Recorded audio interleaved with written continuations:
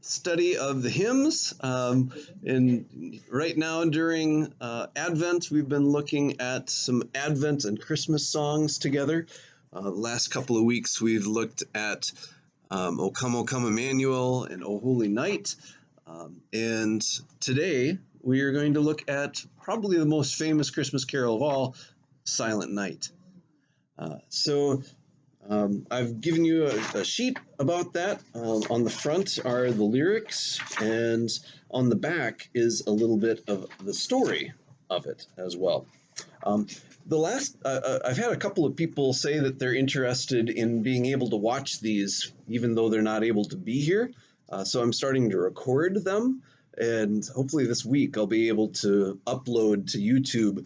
I think the last 3 or 4 of these that we've done so far, and that way, people will be able to share it with others.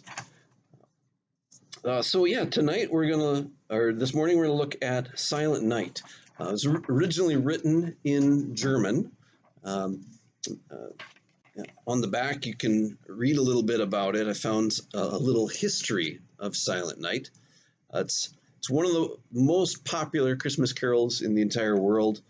Every year it's sung in many different languages throughout the world, and it's got this really peaceful melody, simple narration of the Christmas story, and it's one of those that has been recorded all sorts of different times and set to all sorts of different music and so forth. So there's kind of the legend behind it, but then there's what actually happened. The legend is that, the traditional story is that it comes from the town of Oberndorf, Austria, in the winter of 1818. There was a priest, a young guy, and a musician named Joseph Mohr. And the story goes that on Christmas Eve of that year, the church organ was broken and couldn't be fixed until the snow melted in the spring. And, Joseph Mohr was, determined that, there would be music that Christmas. So he remembered a simple poem that he had written 2 years earlier and thought, if only he could find, an alternative instrument and a suitable melody, they could sing it in church. So he asked his church organist, Franz Gruber, to look at the poem, see what he could do. And Franz was startled by how good the poem was. And, he was used to writing music at short notice. And so he came up with this soothing lullaby to accompany Joseph's words. And that evening, they sang the song in the local church with a guitar as accompaniment. So everybody who, doesn't like guitars in church, well, it's been around for a long time. Now, I do not play the guitar. Not yet. My kids play clarinet, piano, and percussion. They both play piano. Cassidy plays clarinet, and Travis plays percussion in the band. And they're both in jazz band, playing piano for jazz band. So that's the typical story behind Silent Night, but the traditional story, that actually dates to a story published in the United States in the 1930s. That's where that story came from. It's a fictional story about the origin of Silent Night. Christmas historian Bill Egan writes that Father Joseph Mohr wrote his 6-stanza poem, Stille Nacht, Heilige Nacht, in 1816, when he was assigned to a pilgrim church in Mariafar, Austria. So he wrote it, in 1816, but 2 years later, he was transferred to St. Nicholas Church in Oberndorf, Austria, and he decided he wanted to set his poem to music.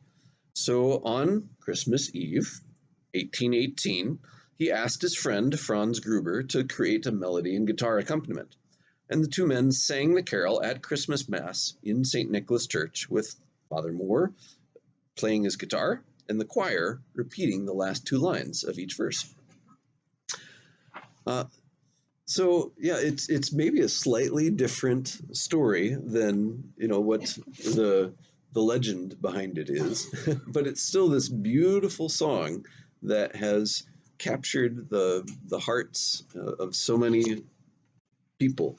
And so, here and lots of other churches, we sing Silent Night as the very last song on Christmas Eve, a lot of times with candlelight.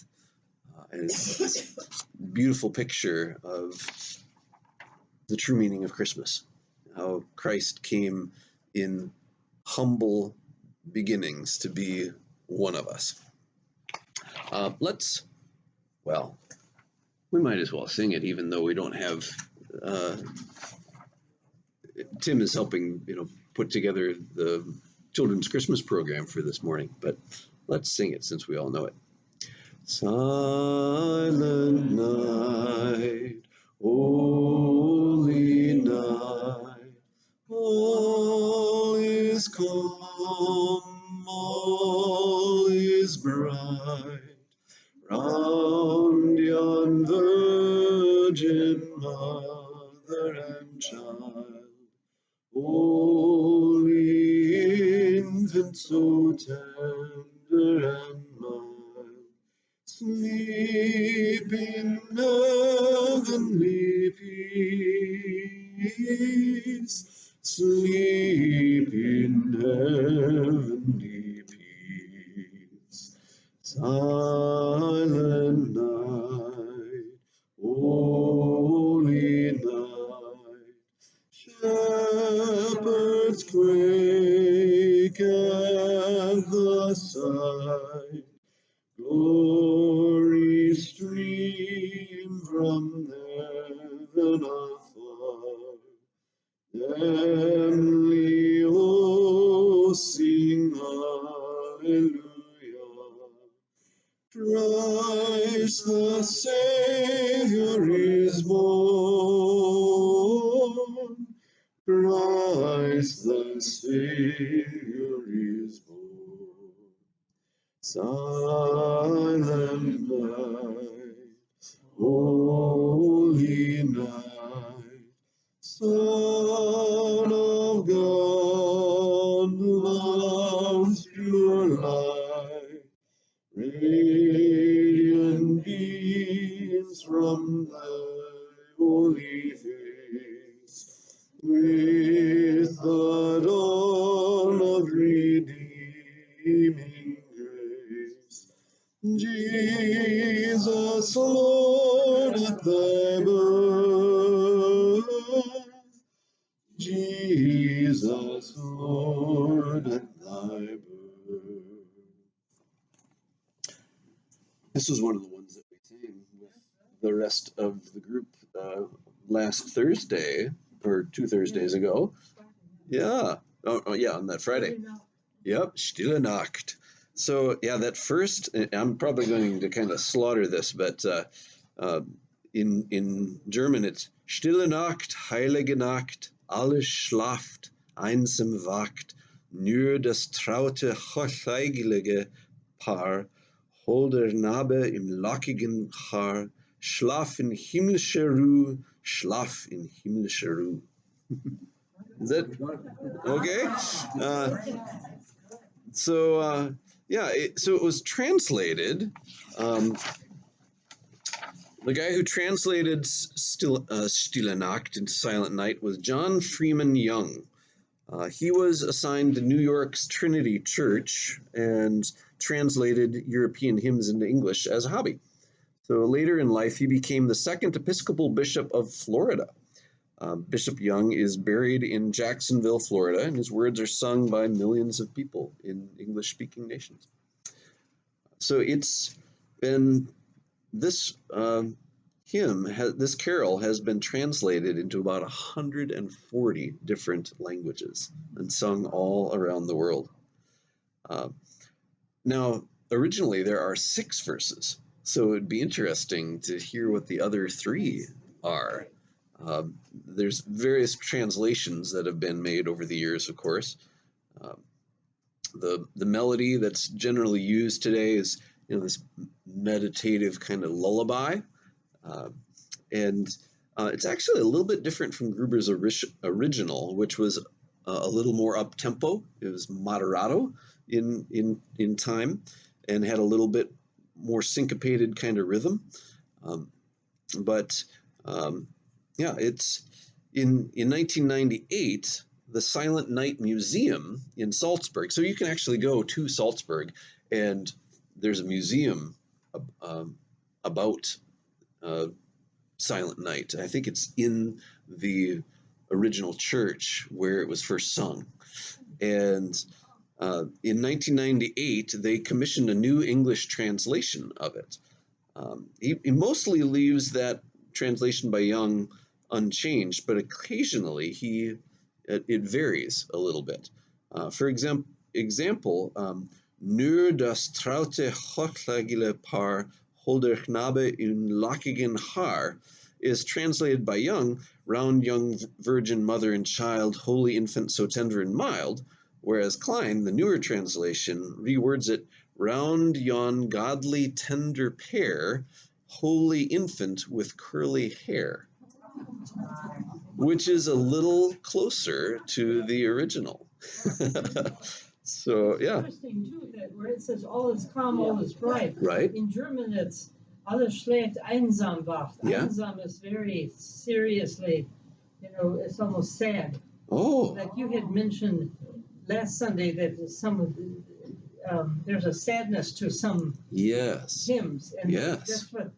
So einsam, how would you translate einsam, that? Einsam is very serious, quiet and sincere, but like more somber? Serious. Serious, somber, something like that? Somber is a good word. Yeah, yeah. Wow, interesting. Yeah. The only time that they had real uplifting songs and stuff was when they had a beer fest. Although, Martin Luther used a whole lot of common tunes, and brought them right in. Martin Luther was one who played lute, kind of the precursor to the guitar in worship. So, yeah, guitars in worship go way back to Luther even.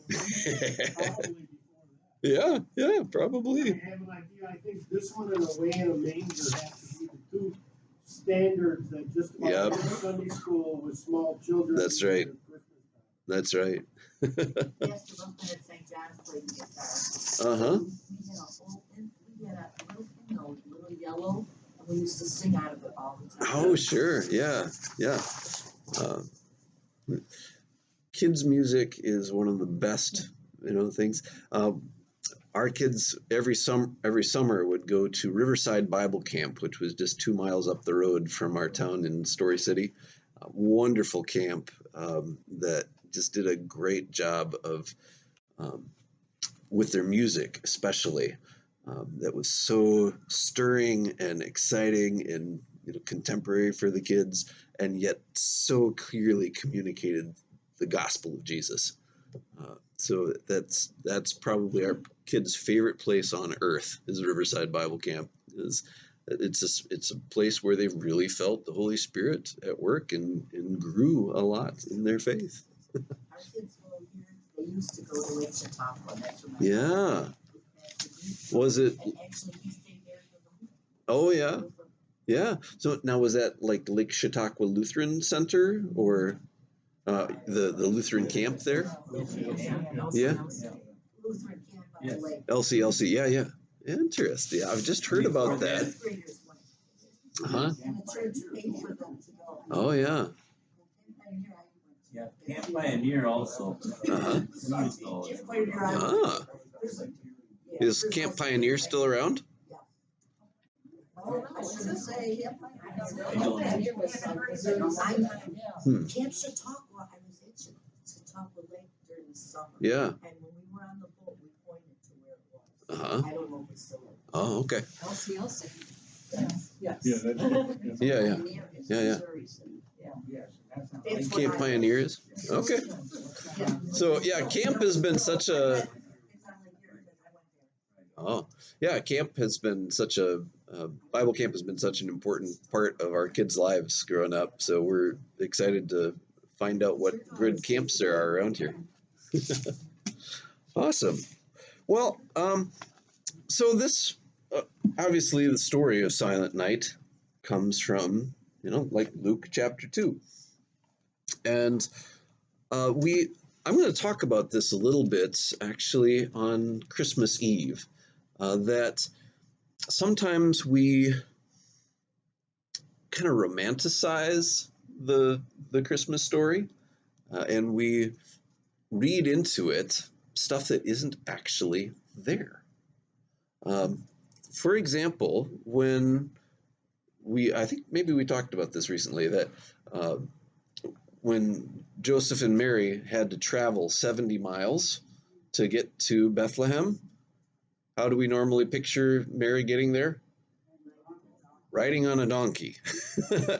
But Luke 2 doesn't say anything about a donkey. And we usually think, okay, well, what time did they get there? Like late at night, and that her baby was born that night. Now wait a minute. What husband would take his 9-month pregnant wife on foot 70 miles? Most likely they journeyed there and stayed there for a while. and not when she was 9 months pregnant. Yeah, what were you going to say, Bob? One of the other images we have is the two of them traveling totally alone. Right. When she had family, Yeah. they would not have traveled alone. Yeah. So that in her village, there were other people who were from the city of David who had to go. So she Yeah. was not alone. Right. There was so many people that were They went on going highlight. places. They went on highlight. Yeah, yeah. Oh, absolutely, absolutely. Well, she wouldn't have given birth alone. Right. And stuff like that. Like this other labor of love, some of the words in that Yes. indicate. Yeah. So I want to play this other song here called "Labor of Love" by Andrew Peterson. I'm gonna play that on Christmas Eve too. It's a beautiful, beautiful song that again gives a different flavor to what their experience may have been like. Now they're taking some creative. He's taking some creative liberties with it, of course, but it's still a moving story that this is how humbly Jesus came into the world. Um, but the yeah he talks so the actual text is not very long. It says, in those days, Caesar Augustus issued a decree that a census would be taken of the entire Roman world. The first census that took place while Quirinius was governor of Syria. And everyone went to his own town to register. So there was a whole lot of people going places. So Joseph also went up from the town of Nazareth in Galilee to Judea, out to Bethlehem, the town of David, significant, David's hometown, King David, because he belonged to the house and line of David. He went there to register with Mary, who was pledged to be married to him and was expecting a child. Doesn't say how far along she was. While they were there, the time came for the baby to be born, and she gave birth to her firstborn, a son. She wrapped him in cloths and placed him in a manger, because there was no room for them in the inn. Now that word there, inn, we immediately think of like Super 8, something like that. Bethlehem was a little town back then. Archaeologists, estimate that there was maybe 70, 100 people in Bethlehem. It's a pretty booming city now, but back then it was a village. And in that culture, when you come to a town, hospitality is expected of the people. Even to this day, in Eastern culture, it's very important that people show honor to guests, to their community, and welcomed them, especially if they're family. So when they came into town, all they would have had to do, somebody would have said, well, who are you? And he said, well, I'm Joseph, son of Heli, son of Mathat, son of, and they would have said, welcome. We're so glad that you're here. Come, and they would have provided a place for them. That word that gets translated there as inn is the word katalema in Greek. There's another place that Luke uses the word katalema, and that's way back in Luke chapter, let's see here,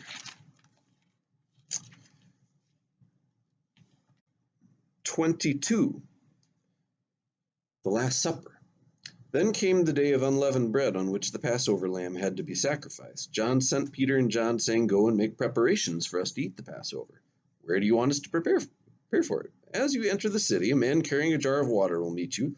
Follow him to the house that he enters, and say to the owner of the house, the teacher asks, where is the katalema, the guest room, where I may eat the Passover with my disciples? And he will show you a large upper room, all furnished. Make preparations there. So you can translate katalema as inn, like, we think Super 8 or something like that. But back then, a katalema, if in the word inn, that was like a place of ill repute that was typically along like a Roman road. You wouldn't take your pregnant wife to this place. Katalema used as guest room is something totally different. So so in Luke 2, it doesn't say anything about a stable. The word stable isn't used. What's used is the word manger. And so we think manger means stable because we keep all of our animals in a barn, off by themselves, a separate building. In that day, in that culture, you had family, household animals, and you wanted their warmth to help, because there was no central heating in your homes back then. And so they would actually build a house was typically a room that wouldn't even have been this big. And on one side, and it was a little elevated off the ground. And then off to one side would have been kind of a lean-to or, attached area a little bit lower where you'd bring in the animals at night to keep them safe from, other animals and that sort of stuff.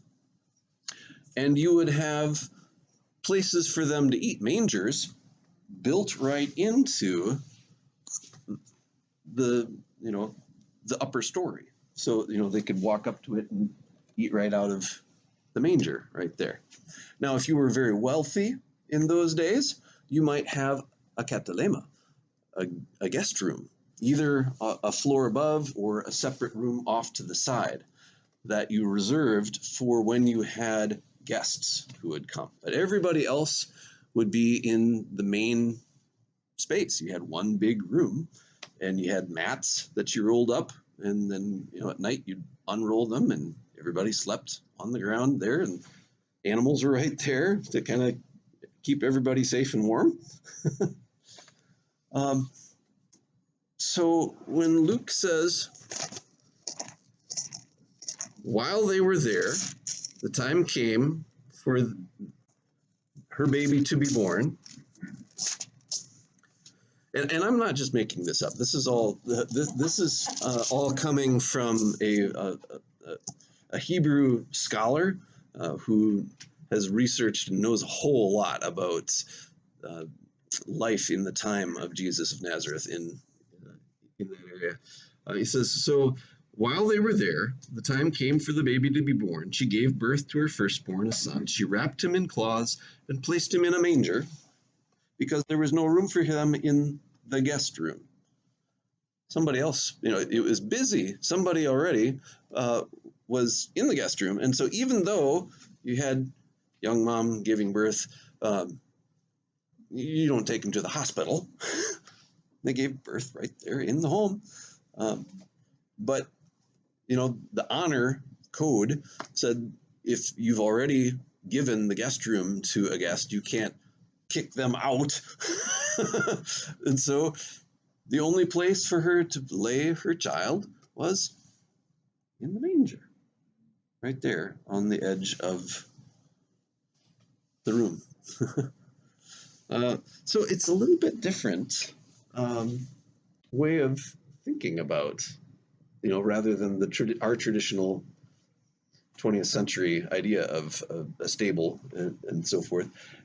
But the message is really the same, that Jesus was born in humble surroundings, far from home, not and laid in a feed trough, not swaddled in royal silks in a palace, even though he is the King of Kings and the Lord of Lords. The people who God told first about his birth were shepherds who were seen as people of ill repute because they looked after other people's flocks and herds, and they grazed them on other people's lands, and they were even thought of as so untrustworthy that you couldn't trust their testimony in court. It was against the law for a shepherd to testify in court. And that is who God announced Jesus' birth to. And said, go and see him. And so they came and found him. You go walk into town and you say, we heard there's a new baby. Oh yeah, so-and-so's house. And there he is, lying in the manger. But this traditional understanding, and idea of being in a stable and so forth, is pretty woven into our society, and so a lot of our songs reflect that, including this one that I want to share with you by Andrew Peterson. How many of you were at first service today? A few of you, okay. The rest of you are going to hear another song by Andrew Peterson. We listened to it at the first service already. As part of the Advent candle, it is the Advent candle reading, essentially. The very beginning of the Gospel of Matthew, he starts, instead of starting with John the Baptist or starting with Luke starts his, with the birth of John the Baptist. Matthew starts his account of Jesus's birth with a long list of names. Jesus's family tree, all the way from Abraham to David to the deportation to Babylon, all the way down to Jesus. And He's a Jew. Yeah, exactly. It highlights his Jewishness. And we usually skip those first 17 verses because, man, that's a lot of names. Hard to pronounce. Exactly. We don't know how to pronounce them. But for the people of that first audience, Matthew is writing to a Jewish community. They would have been on the edge of their seats. Oh, yeah. Remember? Oh, yep. Great-great-grandpa so-and-so. Oh, yeah, you remember Uriah. He was the one that David had because he wanted Bathsheba, his wife. There's all these people, through the whole story that are important. So I'm going to play the song that Andrew Peterson wrote called The Ballad of Matthew's Begats, because in the King James it's, Abraham begat, Isaac begat, so it's, and so forth. So he turned it into a song in a children's book, in a video. So I'm going to play the video. It's a lot of fun. But he's our favorite singer-songwriter. And one of his other songs tells this part of the Christmas story, and it's called Labor of Love. So I've got the words to that on your sheets, but they're also on this video. So let's watch that. Somebody want to dim the lights back there? So those of you who are watching online, you won't be able to see this because we're going to have to stop the video so I can play, or stop the recording so I can play it. But you can find it online. Just look up Andrew Peterson, Labor of Love.